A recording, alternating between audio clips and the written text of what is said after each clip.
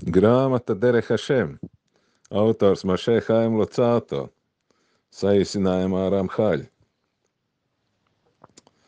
Iepriekšējā reizē mēs apskatījām par brīvo izvēli. Tas bija garš temats, jo tas ir ļoti svarīgi. Lai kāds nedomā, ka kaut kas visu regulē, ja, un man nekāda brīvā izvēle nav, un viss notiek pēc inerces, ja, kaut kādu spēku rezultātā, tas nepareiz domāt. Ir cilvēkam brīvā izvēle. Tālāk jāparunā ir par divu pasauļu nepieciešamību. Šī un nākamā. Kāpēc tāda lieta ir, kā divas pasaules ir nepieciešams? Šī un nākamā. Un te nedaudz atkārtojam, ka mums brīvā izvēle, ar šo savu brīvo izvēli mēs esam līdzīgi visaugstajam, jo arī visaugstajam ir brīvā izvēle. Un te atkārtojam, ka garīgā pasaulē jau vairāk divi garīgi objekti ir līdzīgi, jo viņi vairāk tuvāk viens otram. Tātad, jo mēs vairāk izvēlēsimies šo pozitīvo un tuvināsimies visaugstajam, jo tad arī būsim tuvāk visaugstajam un izpildīsim radīšanas mērķi. Un cilvēkam ir pašam jāizvēlas ar savu izvēli starp pozitīvo un negatīvo, starp dvēseli pozitīvo un ķermeni negatīvo.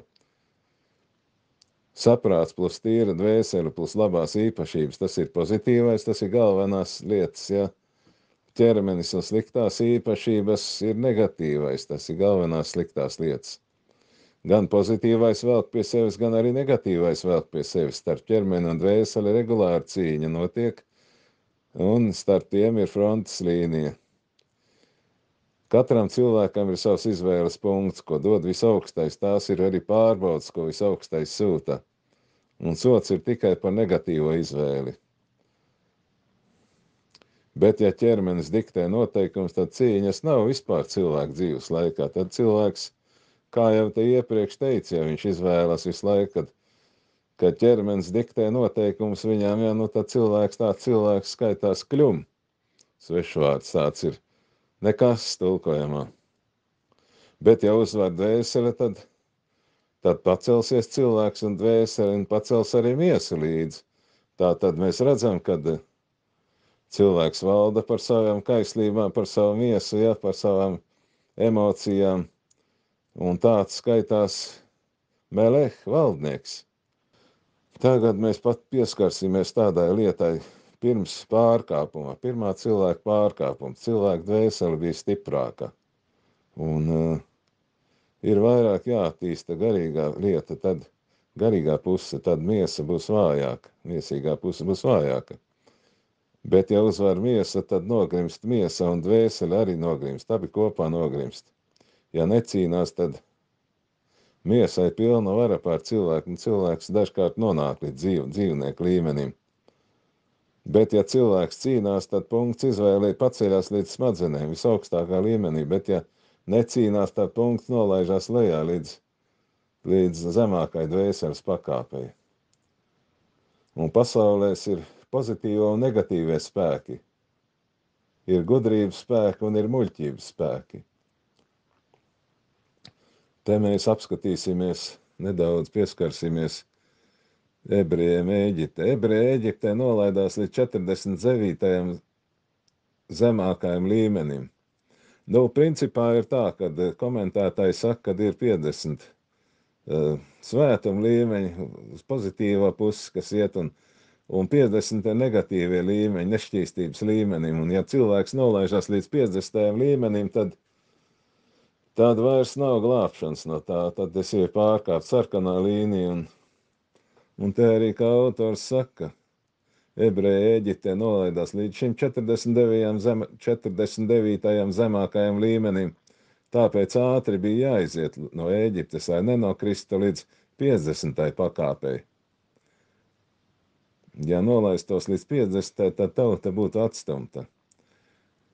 Un izvēle palīdz sasniegt mērķi eksistencei.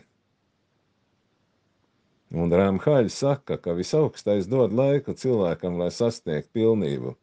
Ir divi periodi. Pirmais ir darbam, un otrais balvas saņemšanai. Tāpat arī var teikt, ir laika periodi, un divi ir vieta, laiks un vieta.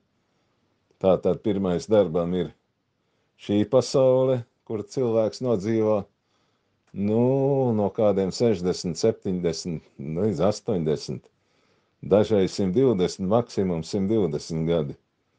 Un balvas saņemšana, tā ir nākamā pasaule, kur cilvēks dzīvo bezgalīgi.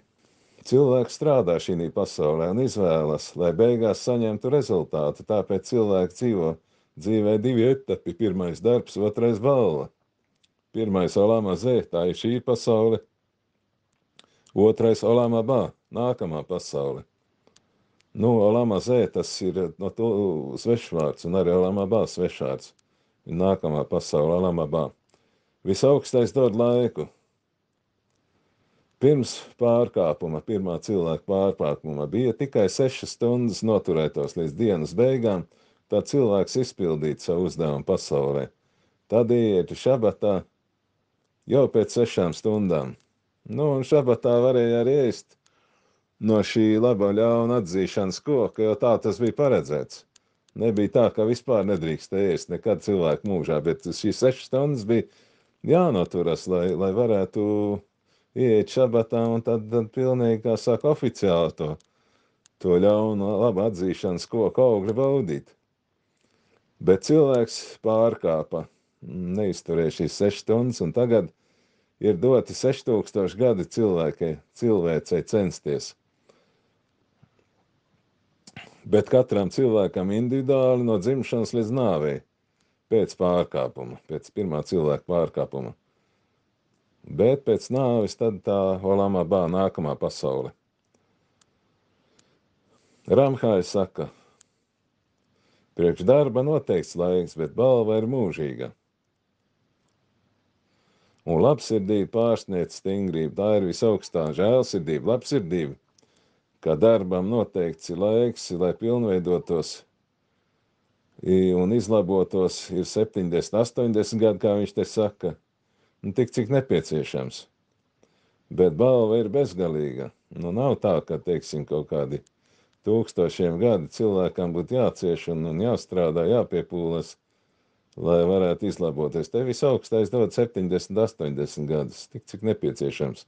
Bet balva ir bezgalīga, kā autors te saka. Garīgā pasaule mūžīga, ārpus laika un telpas. Dvēsele atnāk šeit uz laiku un atgriež atpakaļ un saņem balvu. Šī pasaule ir darba vieta, šeit visu var sasniegt, bet nākamā pasaulē neko vairs nevar mainīt. Jo tur ir statisks, viss, ko mēs šeit esam ieguvuši, ko mēs šeit izmācījušies, kādas labas darbus mēs šeit darījuši, tad to mēs arī ejam līdz uz jauno pasauli. Tāpēc jācenšas šai pasaulē. Visus likumus maksimāli pildīt, jo tur vairs nevarēs, neko nevarēs ne izpildīt, ne papildināt, nemācīties to, ko šeit neizmācījāmies. Tātad, te komentētāji saka, ka tā mācība tiks turpināt arī tur, bet ir noteikts tāds limits, kas arī šeit jāizmācās un kas jāizdara šeit, un ja to neizdara, tad tur nevarēs vairs tā turpināt šo sākumu. Bet viss, ko tu mācies un pildīji, šai pasaulē attīstīsies nākamajā pasaulē. Šeit mācies, nākamajā pasaulē tev atklāsies viss mācītais un attīstīsies. Tātad šeit ir jāuzņem zināšanas, jāmācās, jāsaprot instrukcija, teorija visās lietās, lai tur varētu papildināties. Ja šeit neizdarīs to, tad tur nekādas iespējas nebūs to izdarīt.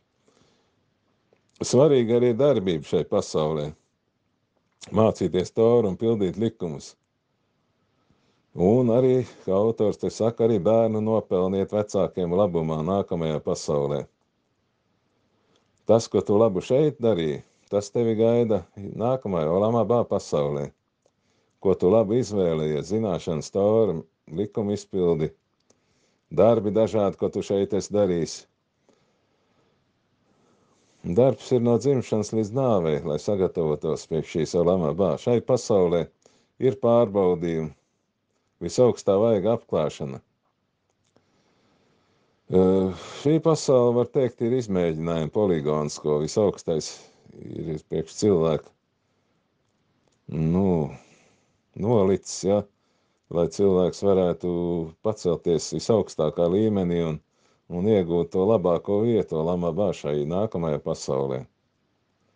Jo tas ir tikai šeit visaugstā vaigs aizklāts, ka mēs viņu neredzam, te mēs varam izvēlēties, kad domāt pat, ka visaugstais vispār nav, ka šī pasaule ir radusies ne no kā, pat tā var nonākt cilvēks. Bet nākamajā pasaulē vairs nav pārbaudījumu, un tur vairs nav nekādas iespējas vēlreiz iziet šos pārbaudījumus. Šai pasaulē visi apstākļi darbam, cīņas starp prātu un matēriju vienādi spēku. Matērija un prāts 50-50. Līdz pirmam pārkāpumam bija 50-50. Tāpēc šeit cīņa starp diviem spēkiem, tas ir tikai šeit. Bet Olam-Abā, jaunajā pasaulē, valdīs tikai dvēseli 100% pozitīvais būs. Šeit ir 50-50 starp pozitīvo un negatīvo. Šī jaunajā pasaulē Olam-Abā miesa pilnīgi sekos dvēselē 100% un netraucēs dvēselē. Tas nozīmē, ka nebūs tāds stāvoklis, kad ķermenis komandē cilvēku. Tāds nebūs, tikai viss būs pilnīgi pakļauts, ķermenis būs pakļauts saprātam. Te tāda līdzība ir. Kā jāstrādā, lai celtu māju, ir jāpūlās 2, 3, 4 gadi, 10 gadi. Tāpat arī šeit strādā, lai iegūtu šo Olam-Abā nākamo pasauli. Tā iegūstam ar darbu ir.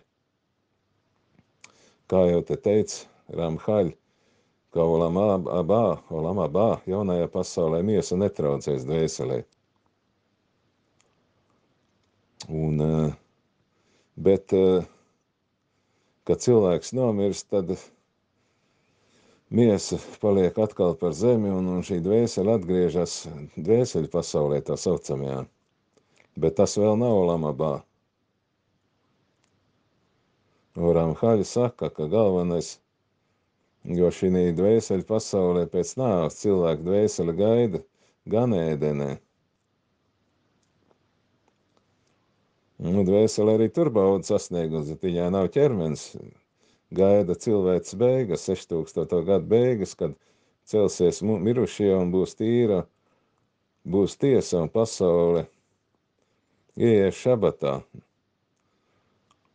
Un no 8000. gada un saņems miesu un būs ar miesu mūžīgi. Tas ir tāds pāries periods.